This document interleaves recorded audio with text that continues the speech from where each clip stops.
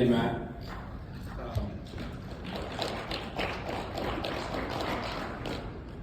Our next speaker is Dane Whitley from Whitley Ag down in Nest City, Kansas. All right, I'm actually Brandon. Dane's in the back over there. He said his throat's sore. He's getting over a cold, so I have to come up here and do this. I don't know. I think he's faking it, but so I guess where we come into this, we've been trying for years. Like, we had a field. Dad called it old sod ground. So where we're at, we're probably, our good dirt's like 7.2, 7.6 pH, and then we can go up to 8.3. And Dad said, well, this is old sod ground. That's why it's always 20 bushel better. We're probably in like 100 bushel roughly yield environment. We've grown 150 bushel right now corn. We grow a lot of 50 bushel. But finally I asked him one day, I said, what do you mean old sod? When was this broken? He said, oh, 1975. So I mean, it's been farmed for that long, and it would still beat everything else by 20 bushel. And we would soil sample it and across the road. Everyone would look at all the ratios, and they would say our worst dirt was the best soil sample, looking at all the ratios. And finally one day we went to a meeting and someone said carbon is what it is. I mean, it's organic matter doesn't necessarily tell the story, it's carbon. So how can we get our carbon higher? No till, we need to pull back on the synthetics. We've been using Pivot Bio. Somebody started explaining to us that actually then fixing that nitrogen is eating carbon. And so it might work for a year or two, and then your carbon levels are getting lower.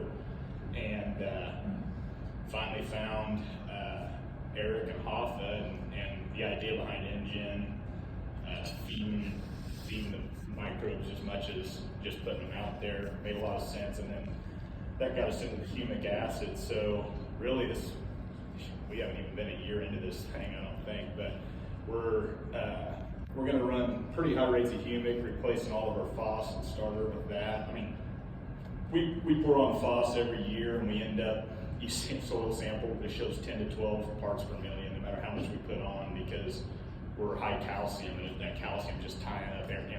We're like 6,000 maybe parts ppm calcium. So it's just tying up everything, and so we're going to go with the humic acid, trying to blow all those bonds apart, and then we're going to seed treat, Engine, explode. We did that this year. We did some in-furrow. We're going to seed treating, and then come back with a foliar. Like for us in a 100 bushel environment, our last 3 years, I don't know if we've averaged 50.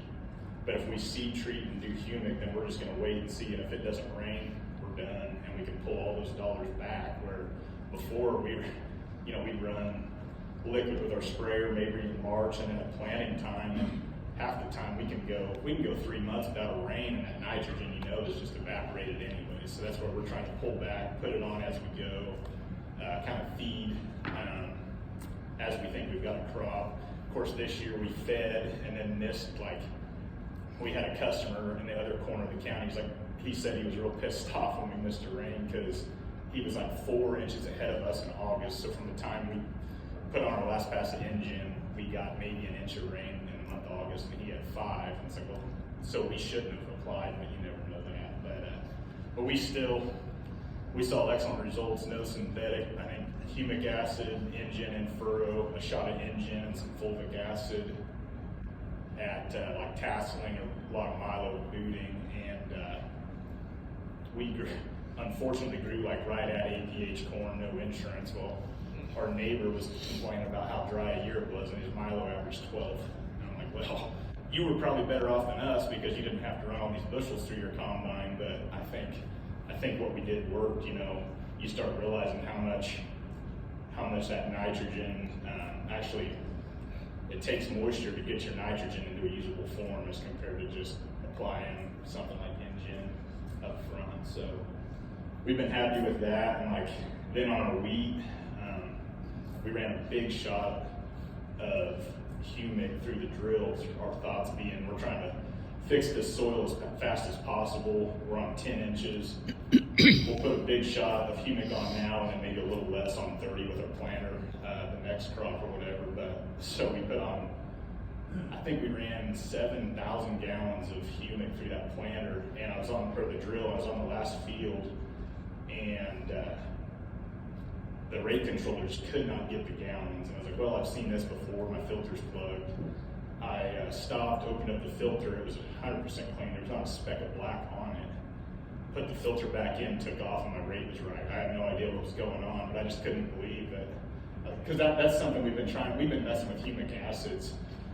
They're expensive, they're hard to use. So it's like, oh, let's put on a quart of this product, and then you're always cleaning filters, and you say, now we're done with humic acid, and then, a gallon of this one will do it, and then you're cleaning filters, but that was, we ran 7,000 gallons through that. There was just one little filter on that tank, and there was nothing in there. So the quality of the products we liked, and just the ability to pull off these synthetics and maybe spoon feed it and hopefully fix the soils is kind of what we're shooting for. So that's all I've got, I think.